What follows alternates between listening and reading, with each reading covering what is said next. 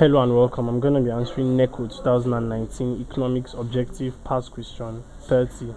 The idea behind the policy of import substitution strategy is to promote A. Domestic production, B. Economic diversification, C. High importation of goods and services, D. Local sourcing of raw materials, E. Sectoral growth in the economy.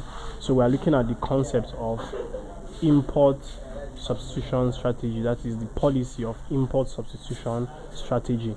And import substitution strategy is a trade and economic policy that advocates or promotes replacing foreign imports with domestic products.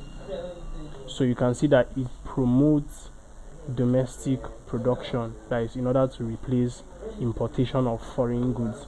And option A is domestic production. So the idea behind the policy of import substitution strategy is to promote domestic production. Option A is the correct answer to this question. So please subscribe to this YouTube channel for more videos and for more past questions and answers. Thank you.